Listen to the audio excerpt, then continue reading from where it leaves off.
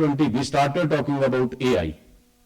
And even the judges on record started saying that take help from AI. If this is a dispute, then what is the prediction or what is the factual matrix on which the AI takes decision, a software, which way it goes? It doesn't need 90 days now, which is the consumer court says, or in other cases also, when parties refer the dispute to the ADR. If we refer it to AI, then it may be in hours. Analysis may take more 2-3 days.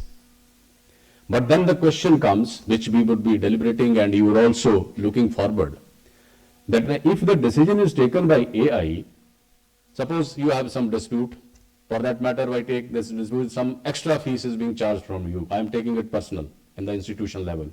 Some extra fees is being taken from you. And you have filed it before the Consumer Commission or some other education commission or somewhere. And we ask the AI, or the court asks the AI that what should be the resolution. And then immediately, within hours, the outcome comes that this is the case and this much the institutional support for this and this much money is pending or this much money is being consumed or this much money is to be returned. Whatever the decision, AI will hand down you decision within hours. Now question arises, if software start deciding the cases, this AI is a software, it starts deciding the cases, what shall be the contribution of the human resource in the form of a judge, in the form of an advocate, and in the form of an investigation, which is all being carried out by humans? Or in other simple words, who is the judge? Machine or human being? We are living in this type of age. We are depending upon too much on the machinery, too much on the mechanical tools. We want everything as it is. What I say, if I make a phone call to someone, it should go directly there. It's a mechanical thing. Every decision we want mechanically. But other side of the justice is, justice need to be human. But if it is decided by the machine, it is decided by the technology, then human face of justice is lost. Therefore, these tools, earlier this is statutory limit in the form of Arbitration Act or in the form of consumer protection or in the other form, that speedy justice or the trial is to be expedited and early decision is to be given. That is the only thing, because which is not available. I am telling you about the facts. National Judicial Grade, you visit and you find everything there. It is a delayed decision always.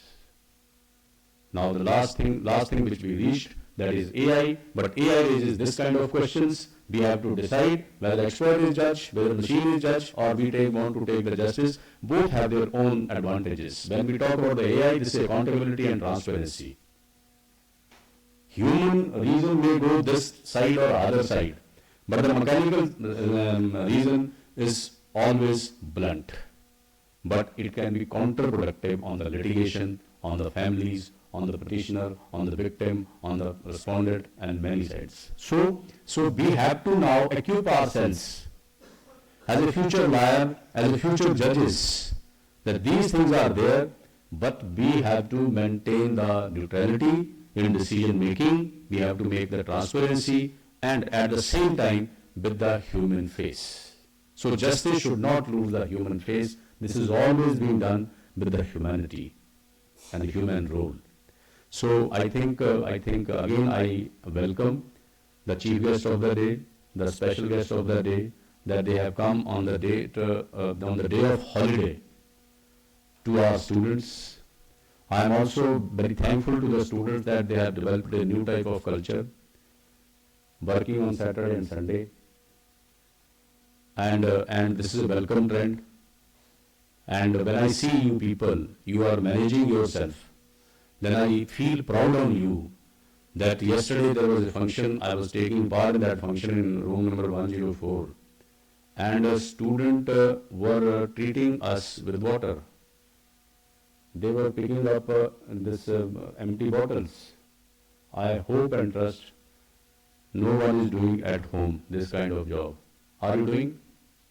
At home you are not doing, but the credit goes to my teachers, those who involved them into the activity. Sir, we give them the responsibility that this is your function.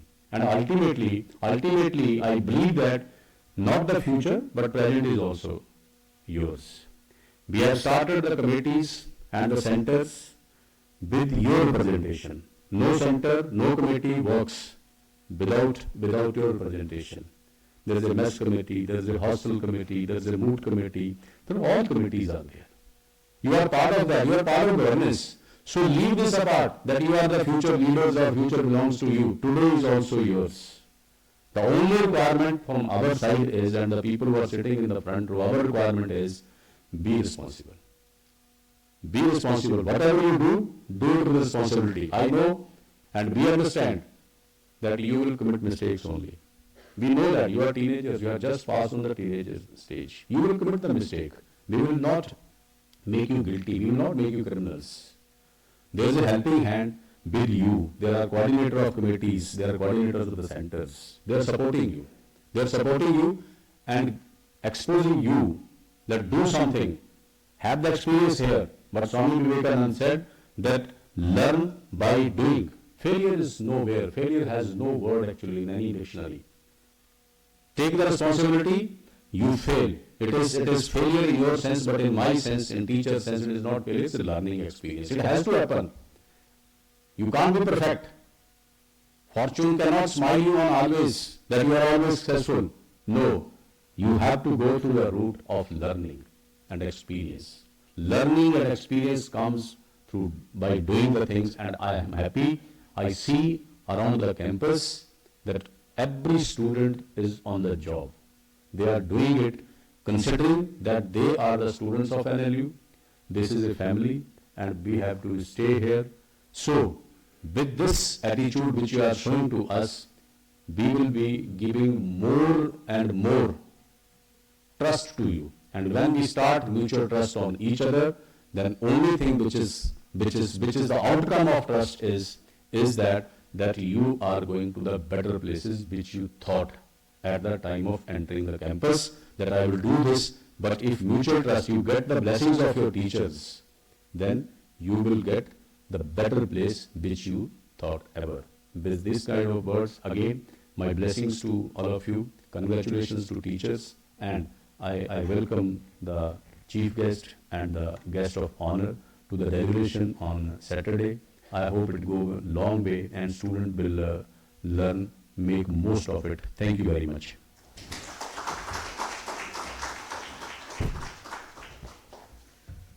Thank you, sir, for setting the tone of the panel discussion with those insightful remarks, especially the importance of humility in the justice delivery system with respect to AI and machines.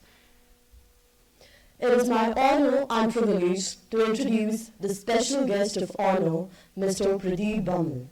Mr. Bamal is a technology and business executive with over 20 years of experience at the intersection of IT, risk management, and advanced analytics in the insurance sector, currently serving as an ESG reporting and AI expert at Talanx AG. He has a strong background in regulatory compliance, ESG and sustainability frameworks, and AI, LLM-driven transformation, with a proven track record of lending large-scale initiatives in risk, pricing, data governance, and enterprise analytics across major insurers such as Talanx and HDI. In his recent roles, he has driven group-wide ESG and CSRD reporting, taxonomy-aligned investment and underwriting guidelines, and automation of regulatory and financial reporting using advanced data and AI solutions. He combines deep hands-on expertise in data science, cloud, and enterprise systems with strategic leadership in risk and regulatory change, positioning himself as a thought leader on how insurers can turn regulatory and sustainability challenges into drivers of growth and operational excellence. I kindly request sir to please. Yeah, you can use this. Right, sir. You can use this. Hello. Yeah. Excuse me. So, I mean, first of all, I would like to thank Devinder ji for giving me this opportunity to stand over here and share my ideas. A lot of thanks to Mr. Mishra ji. He's not here today, but thanks to him. And I feel highly obliged to be in company of our Chief Justice, our Justice from High Court, Mr. Jain ji, and to you all enlightened audience. It's a pleasure to be here. Thanks a lot.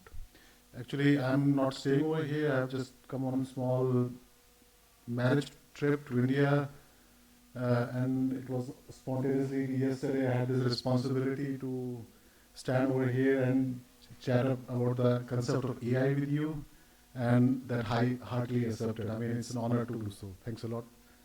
And before I start, I mean, I want to be a bit casual with you because I'm from Germany. It's a bit not the formal culture, it's the casual culture. Some 2 or 3 lines about me. Myself, Pradeep. I did my engineering from Punjab Engineering College, Chandigarh in electronics. Passed out in 2002. Was for 2 years with Infosys Technologies, Bangalore.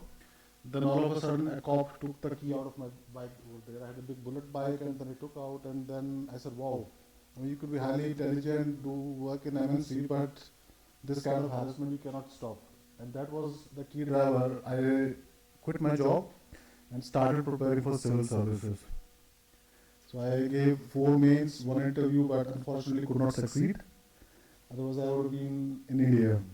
And during this time, I somehow misused Campus Law Center because I enrolled myself there as a law student and was in PG Men's Hostel there and gave those exams. So in Germany, I started career again with computational engineering and got into insurance sector and now as an AI expert. So what I want to say is I have this big field view. So from engineer, from electronics to software to civil service preparation.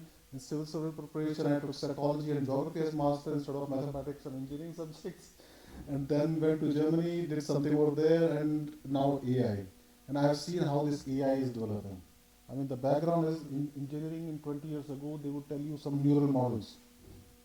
And at the time, you would not understand why are we being taught who is doing something with these neural models. But now I see this chat GPT, generalized pre-trained transformer. I mean, this transformer is a huge neural network. And this is how now I see exactly, wow. At that time, what I studied is now getting, I would say, manifested. And before I start, again about AI, I'm an AI advocate. So I would say, as Victor Hugo, nobody can stop an idea whose time has come. And this is the time of AI. I mean, you can avoid it, but there is no escaping from it. And if you avoid it, you stay behind. If you ride with it, you move ahead. So with these words, I will start my presentation. Since it's a half-hour presentation, I was told, so nothing major, but some key topics. I would tell something about where we are today, about some opportunities, about the challenges we are facing. And as with any technology, when there is some new development, there are some regulatory guidelines also developing along. Then something about practical recommendation, and in the end, I will open the floor. You can, barrage me with your questions.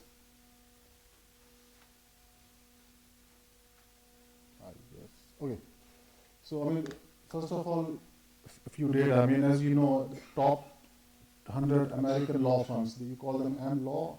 As of now, 79% of these firms are using this AI, and 92% of the corporate legal departments are either experimenting with AI, developing AI, or deploying their own AI, training it. So there is a lot of development happening in the law field. I mean, most of the common tools, as you know, are Chat GPT, this was the first one, but there are others also like Claude from Anthropic. Then you have Llama, then you have this Google Cloud also. So all those different big ITs are producing their own language model and rolling it out. It's a bit pity that it's a big slap actually on Indian IT industry that we claim that we are IT powerhouse, but we don't have our own language model. Even China has its own language model. But maybe in future they develop something, but as of now, it's a big disappointment. Coming back, I had the data from US, so it's like there are some 18 US states that require AI use disclosure in code filing. So it's like the courts are also aware that whatever now bulk of document that is coming to us is generated through AI. And they really now want the lawyers to declare if they have used AI services to generate those documentation. And also the idea of judicial scrutiny. I mean, with AI comes hallucination. I mean, this is the basic fact. I mean, AI is not some Birbal that gives you always correct answer. It's like it wants to give you an answers that you like because it is trained on your data, or you know what kind of answers are looking for. And in the end, sometimes the data is corrupted. I mean, AI, this LLM is a pattern matcher. So it's not a truthful production of facts. It's the production of some pattern matches basically. There's a stochastic model behind it, and there is a lot of training going on, but in the end, it's just the outcome of what it learned as from the input data. And in the end, the last point to move would be, how do we balance efficiency gains with reliability and ethics in practice? Over here, the opportunities what AI gives us, access to justice and contract lifecycle. As Devinder told, I mean, there are more than 5 crore pending cases are there, and life cycle of each case is 20 years. I mean, this enormous, this workload it generates, because when a case starts, it starts with a thin file, and then pile on, another document, another judgment, another proof, all that stuff, the file grows thicker and thicker. So this is useless material production that delays the process, and it also takes time to produce so many documents. So that is why the life cycle is so big. But with the help of AI, like especially in USA, there are some pro bono initiatives. They say that, okay, if we use AI instead of qualified lawyers, we can really produce that sort of documents really fast, and it has improved the processes over there. I mean, some small court cases, they were able to dispose the cases really fast there, and this entire contract life cycle basically, it's like from beginning till end, it has reduced. I mean, what we are doing is, the AI has ingested the knowledge during the training, and it is producing some text. It's a language model. So when this text is produced flawlessly by some prompts or some pre-training, then you even yourself don't need to write or type. You just type the prompt, you get 10,000 lines as it is. I mean, you feed a contract, you get a summary of that contract. So it's like people now have stopped even typing. I mean, they have their earphone, they connect with the chatbot, they speak with the chatbot, and everything comes out. And they say, okay, please save the file now. It was a Word document, it's a PDF document, and everything gets saved. So imagine how much time you have saved. Imagine the age from typewriters at the Kachari level, at the computers at the High Court level, and now with audio prompts at the AI level basically.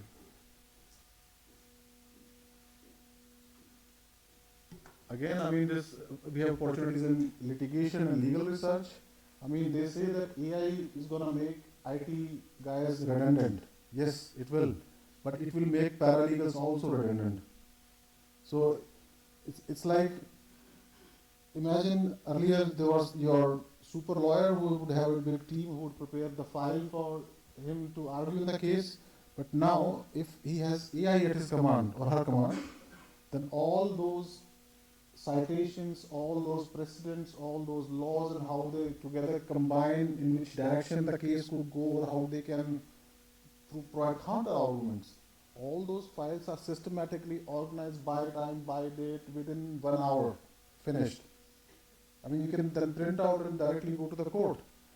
And in the court also, I mean, the judge need not read all the documents. The judge will say, okay, I have this PDF file, go to the language model, please provide me the gist of this case.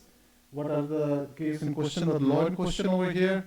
And give me some use case according to it. So it's a kind of advisor to you, but that is really quick, fast, and if you have that information that quick, then you can dispose of the cases also really quick, because then there is nothing to moot over. I mean, you already have all the final arguments, you have your case laws, you have your law made to you, and then you can say, okay, this could be the judgment. It could be helpful for you to really decide quickly. I mean, I did not go into those relatively AI or other stuff, but I'm just giving an idea. And now comes the challenges and risks with AI. I mean, the biggest challenges are hallucination in citations. I mean, there were some smart guys in USA, for example, in this case, Mehta versus Avianca. So they filed a case against an airline company, but when the hearing came, the judge saw that the citations were false. I mean, such citations or cases never existed. But since this entire argumentation was based on the data produced by AI, and it was discovered, it was a big embarrassment. So there was a huge fine part, $5,000 was charged as a fine, as a penalty. And this hallucination you cannot avoid because it's a language model. I mean, you use Google, Google gives you link to websites. So those you can search on your own. But when you use ChatGPT, you are not sure whether the data is true or not. Some people would say there is this language model from Perplexity, it gives you citations like, it shows the data sources from where the text snippets are taken out. But sometimes there is also hallucination. Then you have bias model at the second point, and model bias. I mean, first of all, these models are American models. They are trained on American literature, on white literature actually. And the value, ethics, and the kind of hyper-morality that they try to introduce in their model, that is not truth. So that is why some people are using Grok. Grok is by Elon Musk, so if you want a bit unbiased references or data or opinion, you can go to Grok. And such kind of control over language models data, I mean, it presents a systemic risk. I mean, in India, we don't have data centers, we don't have our own chips, we don't have our own LLM. We have nothing as of now. I mean, unfortunately, in Mohali, there was a semiconductor factory that was gutted down years ago, and after that, we are at loss. We are not making chips, we are not making original operating systems or language model, so we are at a huge disadvantage.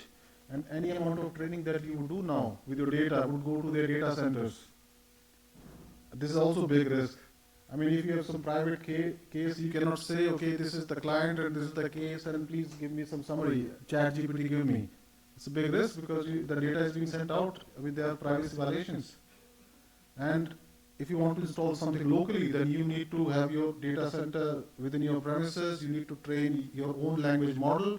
You can get their vanilla language model, like basic language model, and with your example, train it so that it does something for you. I mean, classic case is this Harvey. I mean, you are in law, you must have seen this series Suits. So I think you must be imagining yourself walking down the hall and, being the boss. But I think this guy took a really cool idea from this character was Harvey, and they formed the AI company, Harvey.ai, based on this character. And then they trained this model based on the US law, basically. And I've used it personally, it's quite expensive. The charges are $250 per month, monthly charges. But when you are in the corporate sector where you need to really know the contracts and find some biasness in the contract or some language that defeats the purpose of the contract, that case Harvey is as of now at a pretty good stand. I mean, it tells you where some violation, what can be corrected. You fill a Word document, 50 pages, it gives you corrections marked out in red color. You can say, okay, take changes, not take changes. And in 1 hour, task is done. Such kind of analysis would have taken earlier a week for an expert lawyer, not for a beginner. And it has huge potential in such cases. I mean, in our cases, if we have huge data for our case laws, and if we train our own language model, we cannot develop, but we can take any language model, but we train it on our data. Then it could be a really good substitute or a good advisor for our judges to really come to a conclusion, because everything is available then.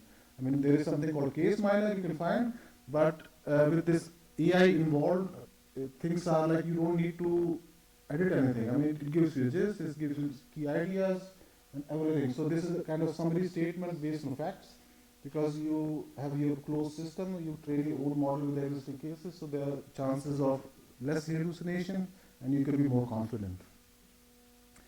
And the third one, I would say, issue would be the confidentiality. I mean, like, key is the data. I mean, in Denmark, in other Western European countries, they started to collect data in the name of AI. Okay, we want to see who's doing a social fraud.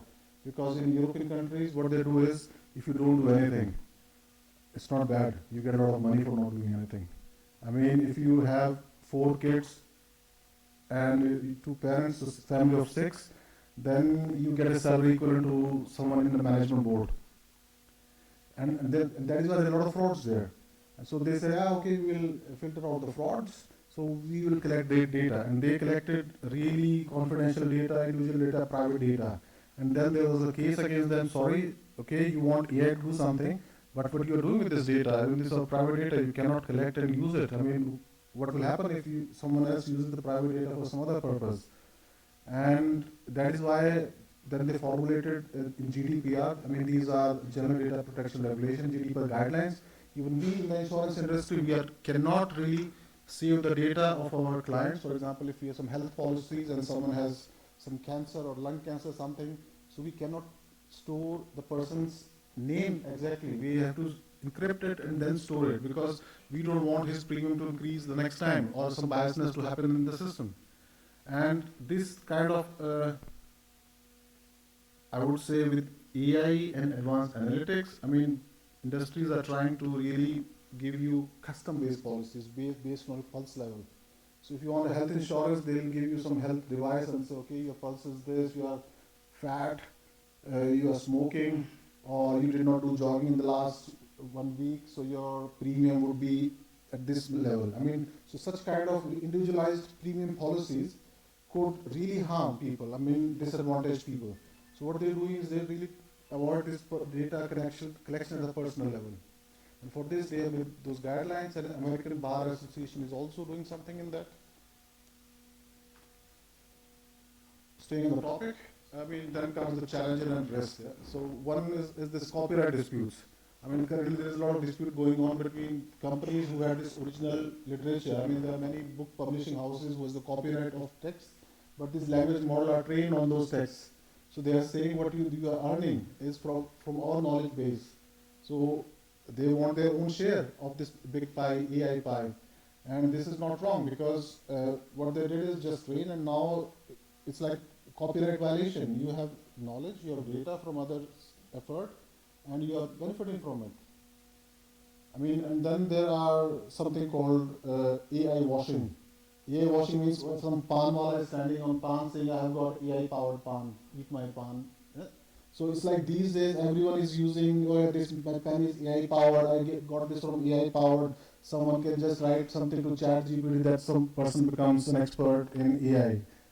But with this AI Act, I mean, it's really defining what exactly an AI system is, how you should deal with it, how you should deal with the biases, how you should protect the vulnerable groups, and so on and so forth.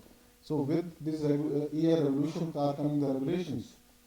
I mean, these days, even the financial supervisors, I mean, in Europe, America, India also, everywhere there are financial supervisors. And big IT, finance and insurance companies need to give huge amount of data to them, regulatory data, because so they want to control, okay, how much they are exposed to market risk, how much they are exposed to investments in risky assets, so that they don't play your hard-earned money in future options.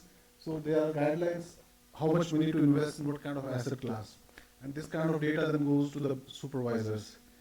Earlier, supervisors would check randomly. They say, okay, I've got some 10,000 points from one company, I'll check some 5-6 points. If they're fine, or I will ask about them. So now the supervisors have got the power of AI. So they have to develop their own algorithm. They check your entire data, not the random sampling. And then if there is something small mistake you did in data summation, you did wrong percentage or something, then they come back to you. And the supervisor has the power to cancel the license and other stuff. So it's really bad situation when supervisor gets back to you about your data. So it's like a war going on both the sides. Industry using AI to get over the regulation to make their work easier, but then supervisors having the power of AI to really check if everything is in order or not. And also there, another important factor is accessibility. I mean, in Europe, in America, so for someone having monthly charges of $20 or 20 euros, it's easy for a student. I mean, he or she does not think. I mean, he can have multiple AI accounts, paid, get the work easier, and move ahead in life. But imagine in India, I mean, we have to think of all the sections. Not everyone has equal access to AI. So people with AI will advance faster because they are privileged one, they are AI privileged, but there are many people who are not AI privileged. And this is something that the regulators or the government should look into. At least the students, in my opinion, like in other developing countries or developed countries, should get at least a license for ChatGPT or any of the AI model to make their work easier or to bring them at par with everyone outside the world, or not outside the world, outside India, sorry. Then, I mean, the second last slide will not take that much time. So you have a lot of regulatory developments happening in Europe. They passed the EU AI Act. Then in USA also they are working something on AI risk management framework. I mean, then there are some sector-specific rules, some rules in insurance and so on and so forth. So it's like whenever there is some development, some regulation is also developing. So our governments are not silent. They are doing something to protect us. Okay, now this would be something interesting for you. I'm on my second last slide maybe. So how can AI help you? I mean, I know as a student, you all are using AI. Your theses are there, not without AI. I think these days nobody is producing original ideas. I mean, yes, it makes life easy. With few clicks, your task finished, assignment finished, but it kills off creativity. It kills individuality. I mean, this is the time for your gray cells to develop and make more connections. And this can only happen if you pursue individual thought, individual ideas. I mean, if you think, okay, my task is to just complete assignment and submit it, AI will do it, but then there is no learning on it. So in my opinion, work smarter. I mean, you can get the basics done by AI, but then be individual. I mean, have thoroughly read your outcome, modify it, because these days are the softwares. I mean, your professor will feed the same file into some AI detector, and it will say, okay, 80% or 60% of the output is generated through AI. Then you'll be caught there. Then another thing is, you have to really learn to do some prompt engineering as a student. Learn it, because for you, when you go to legal firms, become paralegals or lawyers, it's like there would be someone who would do work of 10 other people because he or she is using AI. And in that case, if you are not using AI, you are not producing documents or documents, your job is insecure. So for your own job security, you have to learn how to use AI, use prompts, and really be useful. I mean, there is a big danger, I'm telling you, that this is with AI, people at the middle level who are mediocres in their field or low in their field has no chance, because mediocre work will already be done by AI. So future is you are an expert in any of your field that you choose, and rest you do with AI. So your aim should be excellence and not to be mediocre. Only then you can survive the industry. And as I said, maintain human in the loop. I mean, like whatever AI gives you, I mean, take it with a pinch of salt. Use your own wisdom, make some changes, and then proceed ahead. The last slide is, I mean, as of now, you must be knowing term co-pilot. I mean, Microsoft has this co-pilot, but my idea is that as of now, AI is assisting you somehow. And in the coming days, it will also develop further. It will get advanced and advanced. It will become a co-counsel. So your idea is to use AI as your co-counsel. I mean, AI is good, but you are better than AI. Or you have to make yourself better than AI. This is the only way. As long as you are equal to AI, you have no role in any industry. You have role only when you are better than AI. So this is the only way ahead. Yeah, I'm finished now and I'm open to questions. 5 minutes. If any questions, yeah, please. You can ask now or in the end. In the end. Okay. You want to ask now or later? Either works, I can ask you. Okay. We can do later. Okay. Okay, question. So you mentioned Harvey AI and I understand Harvey. So you mentioned Harvey AI and Harvey AI is one. That is also used by the top tier firms. Sam and Lee uses Harvey and some of the other firms that are adopting the same. So, and usually you will use Harvey AI. So, what makes it different? Like, how is Harvey AI different from what we are already using, Gemini and Copilot and Perplexity and everything? Cool. And how, as upcoming legal professionals, how can Harvey AI help us? Or maybe some of the things we can integrate into what we are currently using. So, some little set some light on that. Yeah, sure. That's a good question. I mean, this guy made a big company out of Harvey AI. I mean, Harvey AI using ChatGPT as an LLM model. So basically, it is based on ChatGPT. But the difference is, I mean, normal LLMs, they are generic language models. I mean, they are trained on generic data. So it's all about the data that they access during training. But it cannot be that this entire ChatGPT is trained on thousands and thousands of law pages. This Lex Rex or EU Lex, basically. But Harvey is the one. I mean, what they did, they took the ChatGPT, they further trained it on specific use cases and the law. So it is a bit, I would say, Harvey is like an engineering student and ChatGPT is like a class 10 student. So it's much more advanced due to training only. And that is why it is more, I would say, accurate and it responds better to your queries and has much more features. So it's based on ChatGPT as platform. So at the lower level, ChatGPT can upgrade. On the top level, I mean, they are training it with the data. Then they are using agents as well. So agent corrects the response. So there is one agent that takes the question. There is another agent that delegates the response into multiple agents. So there is one agent that is good in corporate law, the other agent that is good in criminal law basically, and so on and so forth. So those are specific agents trained. So from the top agent, task is delegated to lower agents, and then the response is aggregated based on some score and you get it. So it's quite complex, but yeah, that's why you pay $250 per month, yeah? It's okay? So you were discussing how in India we have kind of missed the bus of the AI revolution early in the, I believe in the early phase. So the being from the industry itself, I would like to know, so is it a industry problem specific to India that because of such innovation, the law follows the innovation. It is not state, it is not talked about this bottoms up kind of approach of such innovations.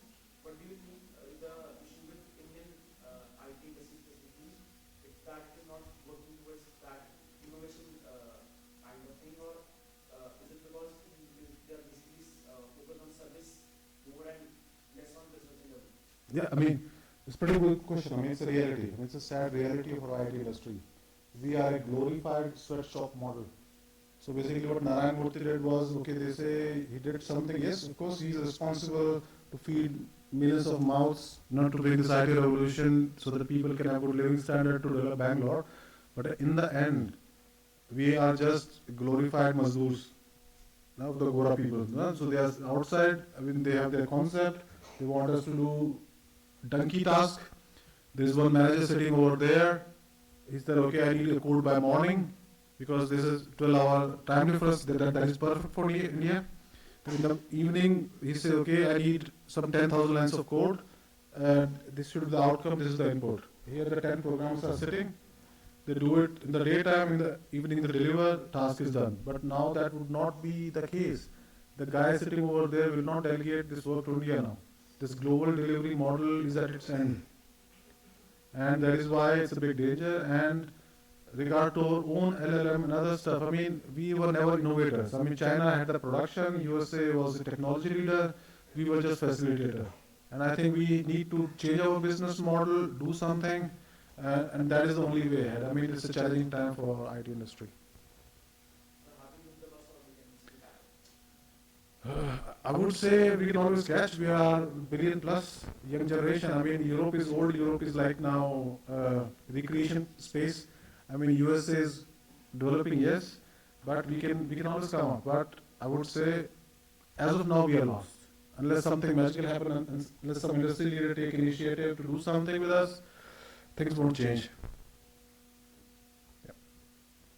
So I guess. Thank you very much. Thank you.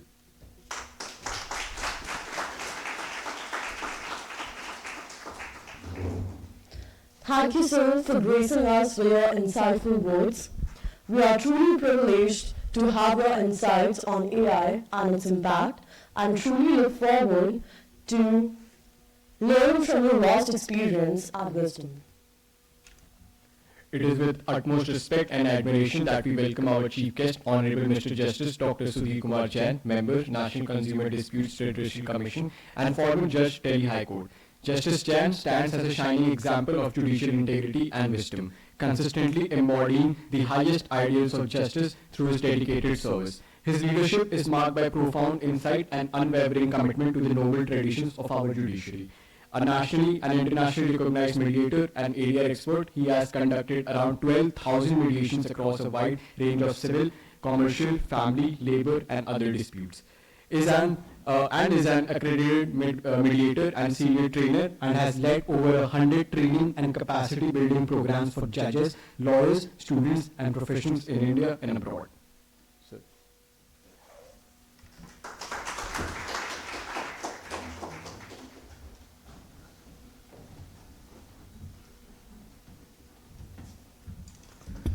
Please sit down.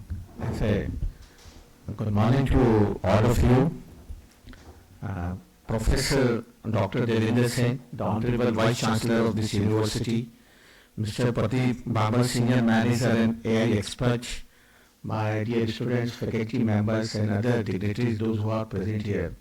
I first would like to express my deepest gratitude for this great honor conferred on me to be the part of this program. When I found myself among the students, I remember those days when I was myself was a student of law in Campus Law Center somewhere in the 1983 to 1986. Since there I have noticed and discussing with our Honorable Vice-Chancellor about the paradigm shift in the approach of the law student in the last 15 and 20 years. I was telling them that I did law by default. I could not manage to get admission in any other professional course, so I decided to choose law as my career. But now the student, I have seen even on the Saturday, in large number of the students they are present. It is really reflecting your commitment and dedication towards the cause of this law cause. Now you are choosing and pursuing law course as a career, as a choice, not as a default. You are the future of this country. The entire responsibility to carry the access to justice, the justice delivery system, judicial process, legal system, now on the new generation of our students. Dear friends, the professors has talked about the conflict in the society. You know, we are living in the world of conflict. Everywhere you see the conflict. You will not experience even a single day in your life which is without any conflict. Conflict, they are the part of our life, normal life, inevitable, ever present. But you cannot say that conflict is either good or bad. What is required, we need to address the conflict in a right perspective, with a right approach, so that the conflict can be resolved creatively, effectively and efficiently, and without further fracture in the relationship between the parties. There can be very smooth to address the conflict, as we are all aware about the traditional mode of addressing the conflict is our court system, is our adjudication. And it may be by filing petition, plaint, complaint, revision, review before the court. There is a procedure law, there is substantive law whereby we can address the conflict.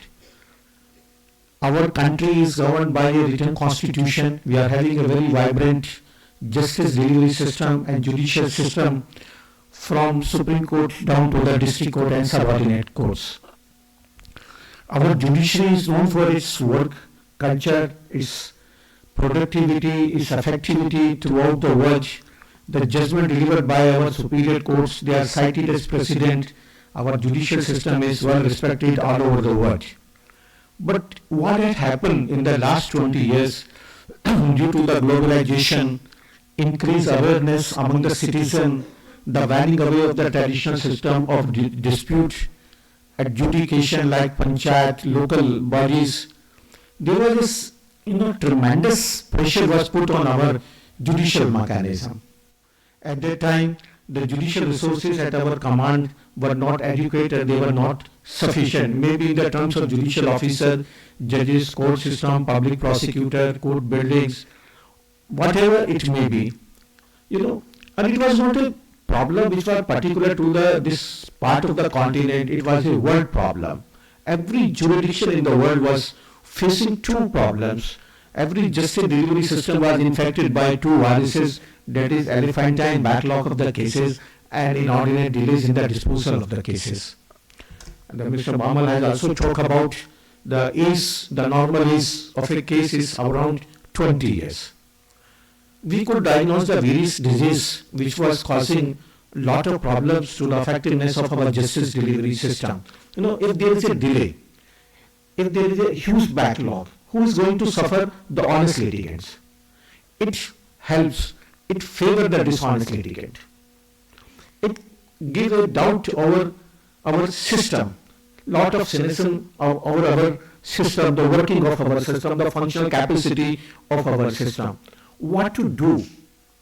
At that time, the alternative dispute resolution mechanism was evolved, which is commonly known as ADR, alternative dispute resolution mechanism. Now some it is additional dispute resolution mechanism. Some scholars they used to call is appropriate dispute resolution mechanism. It was found to be very effective, less time consuming, less cost effective, and most important that by the process of ADR mechanism, it was a different paradigm. We shifted from the authority way of dispensation of justice to the very democratic way of dispensation of justice. Various types of ADR they were recognized, maybe negotiation, arbitration, conciliation, mediation also, and others also like early neutral evaluation across the world. Very effective. In India, it doesn't mean we were not having the alternative dispute, color of alternative dispute resolution mechanism in our system. Like the Professor Saab has talked about the Arbitration Act 1940, which was converted into the Arbitration and Conciliation Act 1996 on the basis of unilateral model and subsequent amendments also. Then Family Courts Act 1984, then Hindu Marriage Act 1955, Code of Civil Procedure 1908, particularly the Section 80 and Order 32A, and the Legal Services Authority Act, which was enacted in the year 1987 and amended in the year 2002. We were all having the color of the ADR mechanism. The preference, even in a government dispute, preference was given for the settlement of dispute. But there was no systematic provision for introduction of ADR mechanism in our legal system. Then the legislature, the parliament has amended the Code of Civil Procedure 1908 in the year 1999 and 2002. The Section 89, which was repealed when Arbitration Act 1940 was enacted, then it was reintroduced. It was not amended, but it was reintroduced, it was reincorporated. It laid the foundation of ideal mechanism in our country. It provides when there is an element of settlement, then the case can be referred for arbitration, conciliation, judicial settlement, mediation, as well as the Lok Adalat. A duty was cast on every court before framing of the issue to find out whether the case can be referred to any mode of alternate dispute resolution mechanism. At that time when Section 89 was introduced, we were having the well-established system of arbitration, conciliation by virtue of Arbitration and Conciliation Act 1996, Lok Adalat system, that is by the Legal Services Authority Act 1987. But at that time we were not aware what is mediation. Even at that time, the definition of the mediation was not known. Till 2002, the word mediation was never used in any of the enactment. You will not find before 2002, the Code of Civil Procedure 1908, the word mediation was used. Industrial Dispute Act 1947 was having the color of arbitration, conciliation, direct negotiation between the parties, management and workmen. But what to do with the mediation? Then the Supreme Court of India has decided to constitute a committee that is known as Mediation and Conciliation Project Committee. That committee took the initiative to implement the mediation at the national level. A subcommittee was constituted under the chairmanship of Honorable Mr. Justice S.V. Sinha. And then that committee, Mediation and Conciliation Project Committee, they initiated a pilot project on mediation at Delhi District Court, that is commonly known as T. Sazari, and 30 judicial officers from higher judiciary, they were imparted training on the concept and training of techniques of mediation. We started after completion of 40 hours training, they started to function as a mediator. Gradually, the initial results were very encouraging. Large number of disputes they have been settled. When the case number 100 was settled by the process of mediation, there was a festive-like atmosphere in the court, in the district court, like we could achieve. But gradually we expanded the wings of the mediation, and now more than 300,000 cases have been settled by the process of mediation in Delhi District Court, and more than 25,000 cases have been settled by the process of mediation in Delhi High Court. But mediation, it was found to be a very effective, very creative. The beauty which was attached to the mediation is it recognize the right of self-determination by the parties. For the first time in our system, even when the Constitution, a few days back we celebrated the Constitution Day, none of the judicial process has given a right to the litigants or to the parties to participate in the decision-making process. In court adjudication, it is the adjudicator sitting on the dais. In arbitration, it is the arbitrator. In Lok Adalat, who was the presiding officer, they were settling or they were taking the decision. But once the mediation was introduced, a right was given to the parties to decide the dispute or their conflict the way they want to decide, without any imposition either from the court, by the mediator, by the advocate, by the judge. Mediator was found to be very innovative also. How it is innovative, how it is different from the court system, I will give you one example of one practical mediation. One labor and management dispute was referred for mediation. What had happened in that case? The workman, he was terminated after conduction of domestic inquiry. He raised industrial dispute. The dispute was referred to the labor court, and thereafter it was referred to the mediation center. By that time, the workman had already expired, leaving behind his 2 sons, wife and 1 daughter. In ordinary litigation process, what would have been the result if the domestic inquiry was conducted without following the principle of natural justice? Then reinstatement, back wages, continuity of the service, that otherwise no relief to the workman. But this is only the paper justice. It is only the procedural justice, not the substantive justice.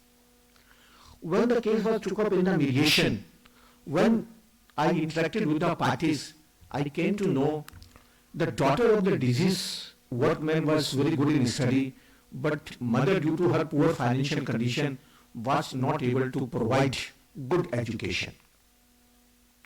Opposite party was a convent school for girls in Delhi, and ultimately what they have decided, that convent school has agreed to provide free education up to the 12th standard to the daughter of deceased workman beside the payment of certain compensation. See how the judges, how the justice has taken its shape. A paper justice was converted into the substantive justice. A procedural justice was converted into substantive justice. A justice which was based on the only purely logical thinking was changed into the justice based on the lateral thinking, on the innovation.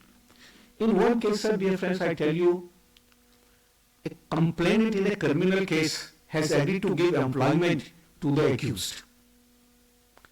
It can never happen in the court adjudication. So mediation has expanded its wing. Even the mediation was tested by the Supreme Court, and you must be aware, in a very famous case, Salem Advocate Bar Association versus Union of India. 2 judgments were delivered in 2002 and 2005, one by Honorable Mr. Justice B.N. Kirpal, when his lordship by the Chief Justice of this Supreme Court of India, and another was Honorable Mr. Justice Y.K. Sabharwal in 2005, when his lordship became the Chief Justice of this country. They said Section 89 is a new provision. All the cases the sir has talked about, all the cases they filed in the court, they need not to undergo the trial, the full-fledged trial. Like in hospital, you know, there is OPD, outpatient department. Every patient who is coming to the hospital need not to be admitted in the hospital. Large number of patients, they can be treated, they can be corrected health-wise as an OPD patient. So like in the mediation and ADR mechanism, many cases, they can be settled, they can be resolved at the threshold of the litigation, at the threshold of the trial. Mr. Bamal has talked about 20 years, sir has also talked about the law. When I was the judge in charge of Delhi Mediation Center headquarters, I conducted one empirical study. How much time is taken in settlement of a dispute by the process of mediation? What I could calculate, it was around 70, average time, not the actual time, average time was about something 72 minutes. Even there is 100% error in my assessment, in my calculation. Even by the process of mediation, any type of case can be settled within the reasonable time. Within reasonable time. The mediation was preferred over arbitration. I remember, you know, you must have heard the National Judicial Academy. They were having their dispute with their interior decorator. There was an arbitration clause. The case was supposed to be referred for arbitration. But the governing council of the National Judicial Academy, which is headed by the Honorable Chief Justice of India, they referred the case for mediation. I myself and another mediator who has already retired as judge of the Delhi High Court, Justice G.P. Mittal, we conducted the mediation, and that case, which could have been decided by passing an award by arbitration in a number of years, that was settled within 3 sittings only. We interacted with the parties and representatives of National Judicial Academy, and within no time, within less time, the case was settled by the process of mediation. So how the mediation is very effective. The Supreme Court has, in number of cases, talked about, advocated the use of mediation, even in every type of cases, matrimonial cases, community dispute cases, property dispute cases, this is compensation cases, your personal injury cases also, labor management, motor accident claim, whatever may be the nature of the dispute, the case can be settled by the process of mediation, and that was also observed by the Supreme Court in another very famous case AFCON judgment that was decided by Honorable Mr. Justice R.V. Ravindran in the month of July 2010. Now, this mediation was introduced in the country. It was spread like anything. It's very confidential, very qualitative, very innovative justice. And I can say after my practice in the mediation for about 18 and 20 years, there is a complete transformation in my own personality also. Few days back, I conducted one training program, not on the mediation, but training of trainers with the senior designated advocates of the Supreme Court. I said, the training in the mediation is not a simple training, it is like your personality development program. If you practice the mediation in true sense, if you follow the mediation in true sense, after some time you will find a complete transformation in your personality. When the idea of the mediation gets consolidated at institutional level, thus legislature has made amendment in various enactments. Like Sir has talked about the Consumer Protection Act. Earlier it was 1986 Act, now after it is introduction of Section 37A, it is 2019 Act, which introduced the idea of mediation in consumer dispute, then Companies Act, and most important is the amendments in the Commercial Codes Act 2015 in the year 2018. When we talk about the Commercial Act, Commercial Code Acts, why we need? India, is a global power now. It is emerging economic power. If you want to become a global power in the field of economy, if we want to establish ourselves at the world scenario and the world map, our economy must be very healthy, very consolidated economy, and for that, the commercial dispute must be decided as early as possible. I will give you one example why. I was judge in charge of mediation center at Rohini Court at that time. I received one call from Canada High Commission that their Deputy Secretary of Political and Economical Affairs, he wants to meet me. I thought he must be interested to take a round of the mediation center to talk about the mediation. No. I was surprised to know when he interacted with me that in Canada, many investors, they want to invest in this country, but they are very much worried about the time consumed in deciding a commercial dispute. It may be like 20 years, it may be 15 years. I have dealt with many commercial disputes, not in the commercial court, but in ordinary civil court. Number of years, 10 years, 5 years, 7 years. The healthy economy cannot wait for disposal of this type of cases. They must be decided effectively at earliest opportunity. When I was sitting in High Court on the division bench dealing with commercial appellate division, few petitions were filed against the debt recovery tribunal and debt recovery appellate tribunal. Cases were pending since long, and I was astonished to know more than 500 crore rupees were indulged in the litigation at one district commission, debt recovery appellate tribunal, DRAT. More than 500 crores. This is the situation and condition of one commission on one tribunal. You can very well imagine thousands crore they are stuck up in litigation at every level. This is not a healthy sign for any economy, for the prosperity of any country. We need to do something. It's a duty is joint. It is not confined to the judiciary, not confined to the bar, not only confined to the parliament or the government or the executive. Everybody has to take the responsibility, even as a student, even as a law teachers also. Because as a law teachers, it is your duty to train the students, to guide the student. Few days back in another program, when I was interacting with some law teachers in Delhi, I said, if we are having good judiciary in this country, this is because of you. If you are having bad legal system, at bar at bed, the responsibility is yours. Because you are the maker of the judges, at the threshold you are the maker of the lawyers, you are the maker of the bench, you are the maker of bar also. You cannot run away from your duty. Last year there was one program of All India Law Teachers Association at India International Society.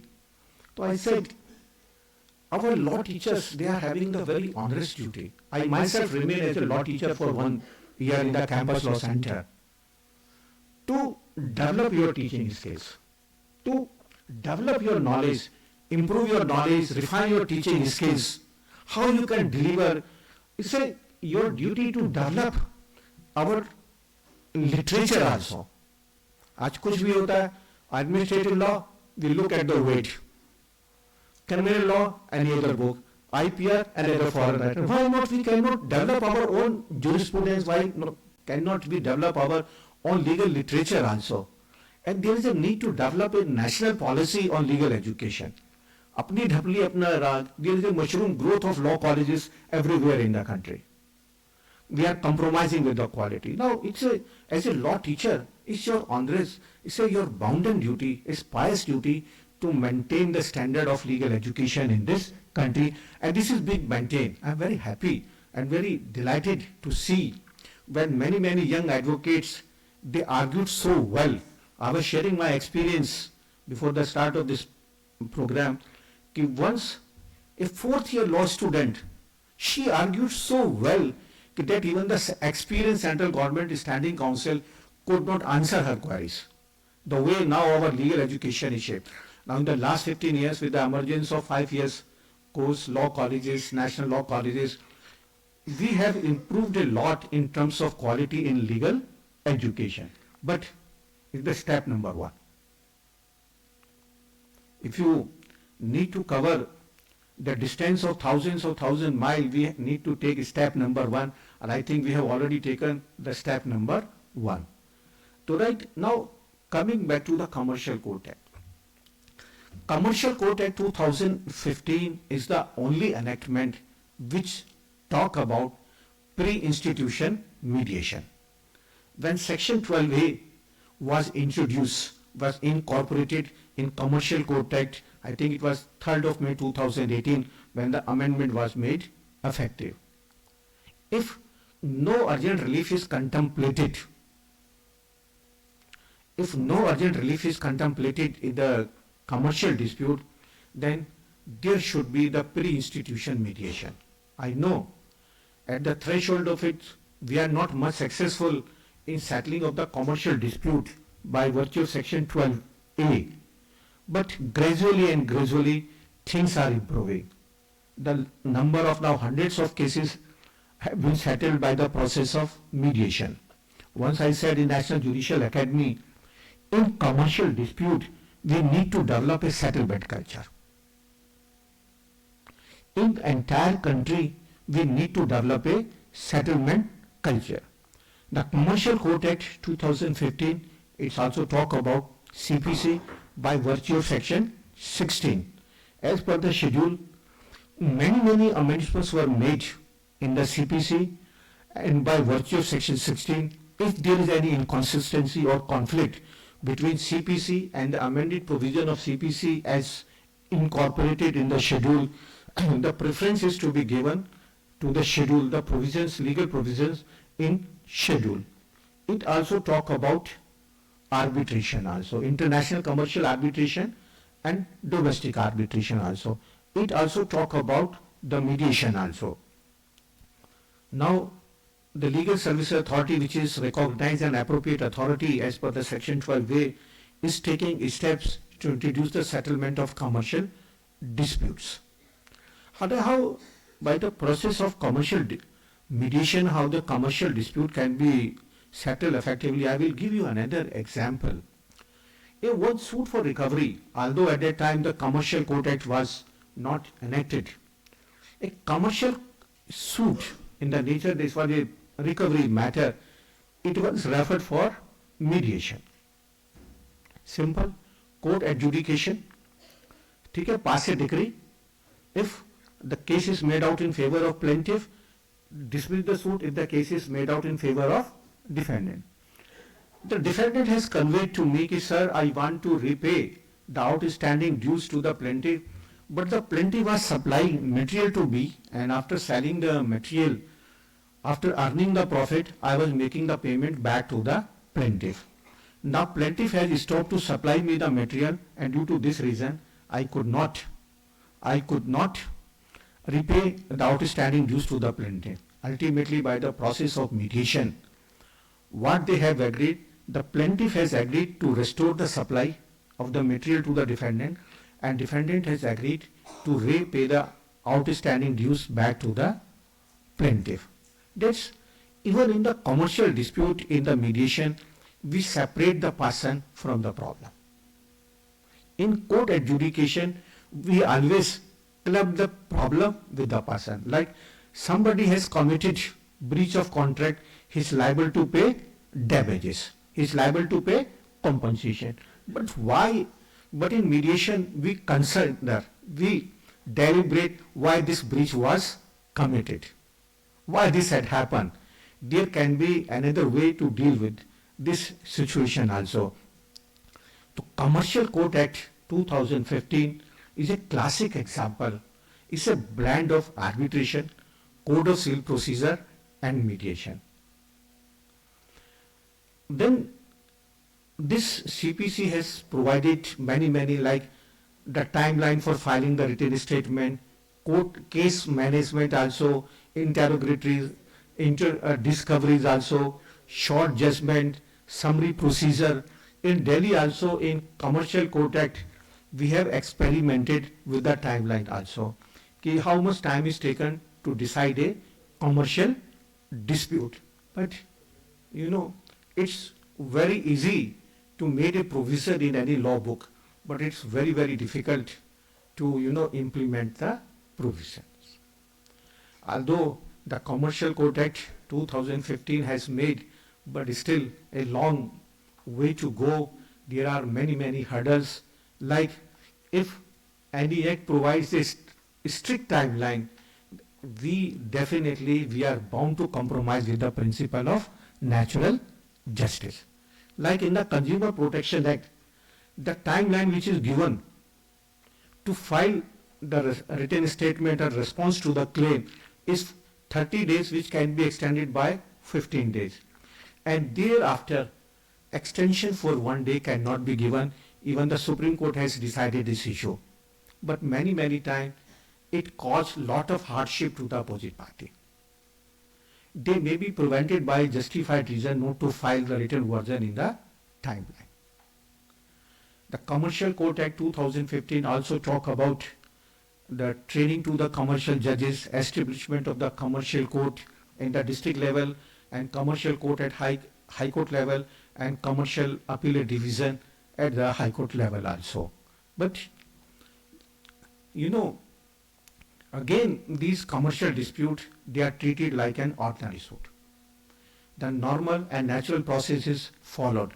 Like Arbitration and Conciliation Act 1996, the basic philosophy and basic jurisprudence is the minimum judicial intervention.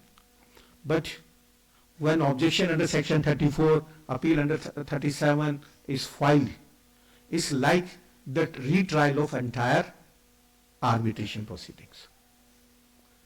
Arbitral award is reconsidered, evidence is produced, claims and counterclaims are considered.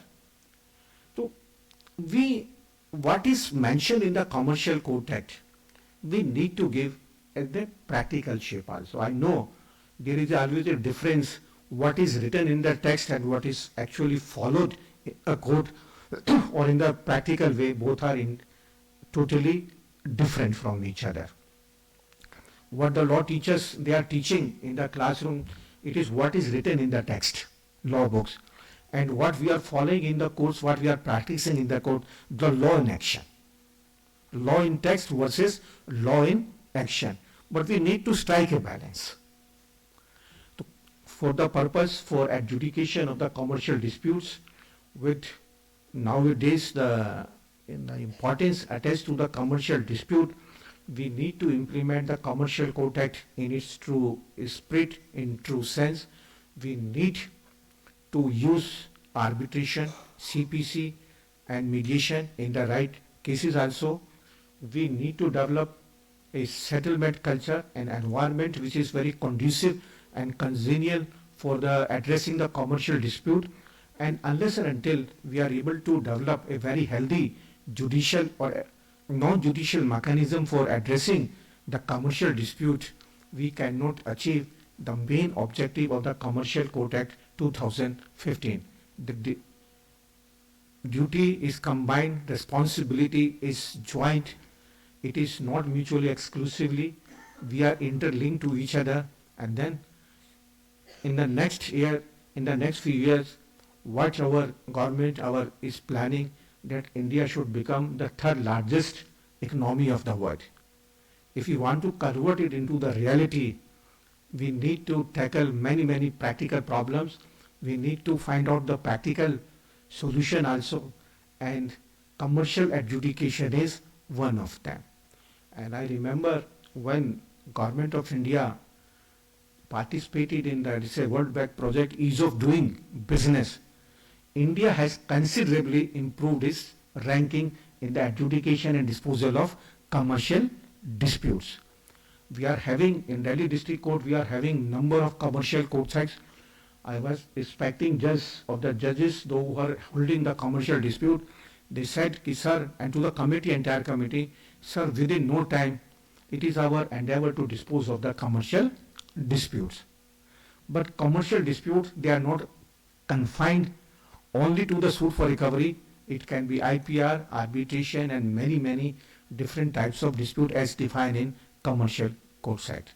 So I know our young generation of the judges, our young generation of the lawyers sitting on the other portion of this room, now they are ready at its threshold to take and to accept new challenge and give new solution to it.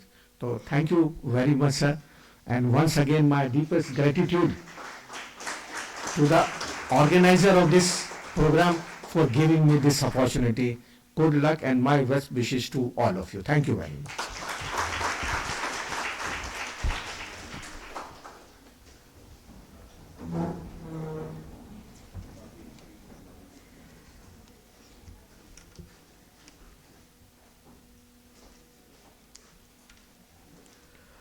Thank you, sir, for gracing us with your presence. Your words mentioning the intricacies of Commercial Court Act 2015, CPC and mediation arbitration will undoubtedly leave a lasting impression on all of us here today. Any doubts, want to make any intervention, any questions? Yes. Any pressing question? But one thing I always used to say, that the questions are guaranteed but answers are not. Right? There is no guarantee that we will be able to give answer to your satisfaction. We will try. We can make our best possible idea. Yes. Sir, my question basically is, you all know that you cannot shake hands with prejudice. So, sir, in your entire career or your experience as a mediator as well, you might have dealt with such cases where the party who overlooked certain guy and there is a complete void of trust. So, as a mediator, how would you deal with such cases as a mediator? Not in the most of cases. In every case, parties, they don't want to see the face of each other. You know, real mediation starts when the parties are tough. They are not flexible. They are not ready to give concession. Then actual and real mediation starts. You know, is mediation in training, we used to teach the techniques to conduct mediation. It starts with the introduction of the parties, introduction of the mediator. And when we start the mediation, we convey to the parties many things. And then we restore the communication. We facilitate the bargaining and negotiation. And as you said, when there is a deadlock between the parties, there is various ways how to break the deadlock between the parties. Like reality check, like the brainstorming. I just talk about the lateral thinking. Say, mediation is also a journey from logical thinking to lateral thinking. What is logical thinking? Is 2 + 2 is equal to 4. But for a mediator, it can be 5 also. 2 plus 2 can be 5 also. I gave you one example how that the daughter of that deceased workman was given free education by the school. It's a very, very difficult to get admission in that school. You know, in one case, I divided a property just measuring 25 square yards among the 7 claimants without physical partition and without putting that property on the sale or on the auction. 7 claimants, mother, 3 daughters and 3 sons. So it's very innovative. So in every case, sir, the parties, they are not ready to see the face of each other, but with the magic of mediator, it's a mediation skills that we break the ice between them.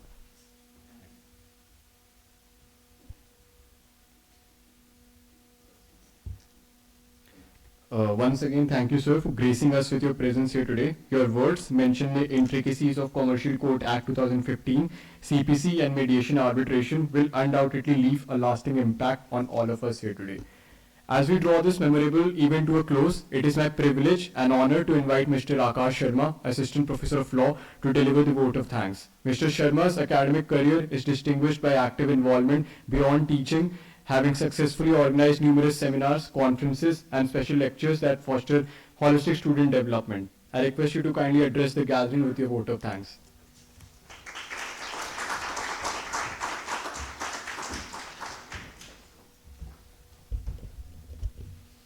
Distinguished dignitaries, respected faculty members, and dear learners of law, good afternoon.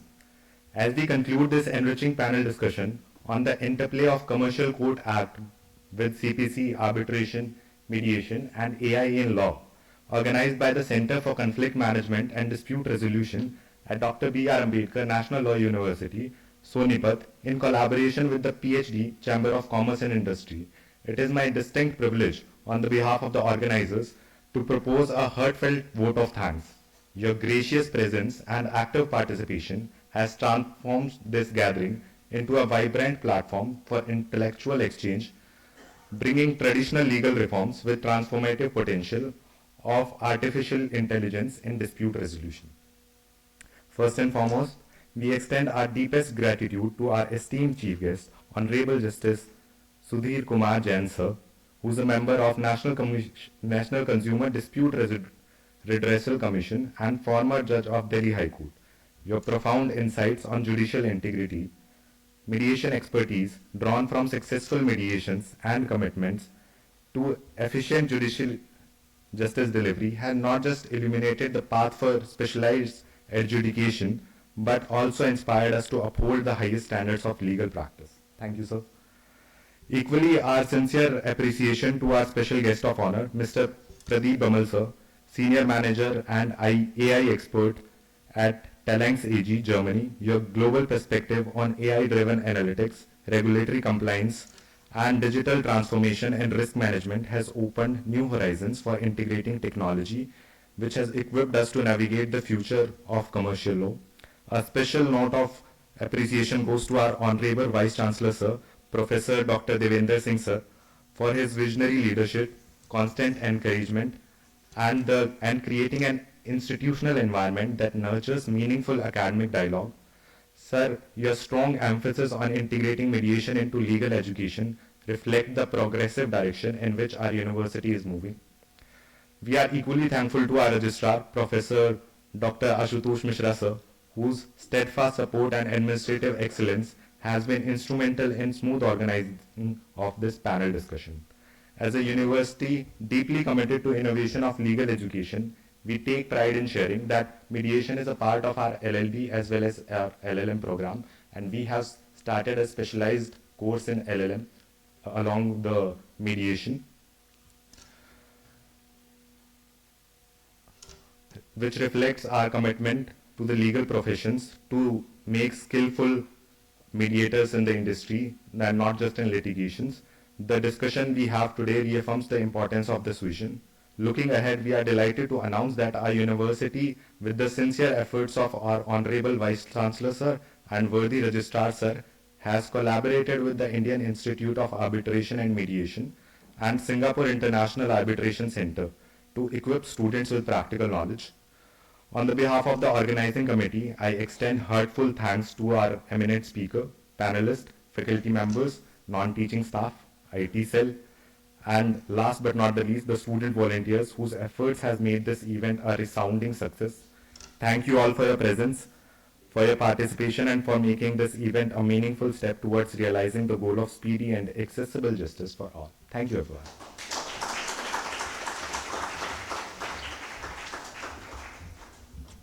We are deeply grateful to you, sir, for your sincere words and your gracious presence throughout the event.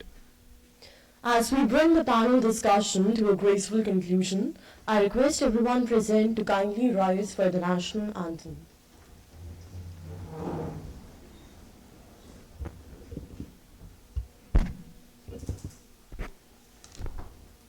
जनगण मन अधिनायक जय हे भारत भाग्य विधाता पंजाब सिंध गुजरात मराठा द्राविड़ उत्कल बंगा विंध्य हिमाचल यमुना गंगा उच्चल जलधि तरंगा तव शुभ नामे जागे तव शुभ आशीष मांगे गाहे तव जय गाथा जन गण मंगलदायक जय हे भारत भाग्य विधाता जय हे जय हे जय हे जय जय जय जय हे।